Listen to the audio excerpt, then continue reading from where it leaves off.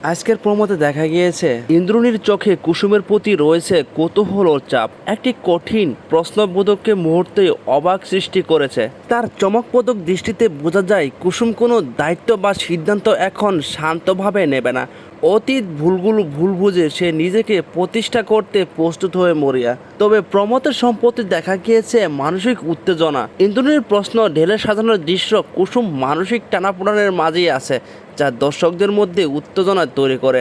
কুসুমের প্রবল অবস্থান প্রশ্নের অবস্থান সংশ্লিষ্ট চলচ্চিত্রের মতো কুসুম যেন প্রতিশোধ মিশ্রিত শক্তি নিয়ে সবার সামনে উপস্থিত হতে যাচ্ছেন। তবে প্লটের পরবর্তী লাইন পরবর্তী পর্বে দর্শকরা জানতে চাইবে ইন্দ্রনীর প্রশ্নকে কুসুম কিভাবে অ্যাড্রেস করবে এবং তার পরিণতি কি হবে। তবে আমরা যদি সংক্ষিপ্তভাবে বলতে যাই, এই প্রমোতে শুধুমাত্র এক মুহূর্ত নয়, এটি একটি মানসিক সংঘর্ষের প্রান্ত, যেখানে ইন্দ্রনী এবং কুসুমের মধ্যে গড়ে উঠেছে নীরব যুদ্ধের বার্তাবরণ, যা দর্শকরা আগ্রহের অপেক্ষা করবে। কুসুম কি দাঁড়িয়ে প্রতিশোধ করবে, নাকি ইন্দ্রনীর প্রশ্ন তাকে চাপে ফেলবে? তবে আপনাদের কাছে কি মনে হয় অবশ্যই কমেন্ট বক্সে কমেন্ট করে জানিয়ে দিতে ভুলবেন না।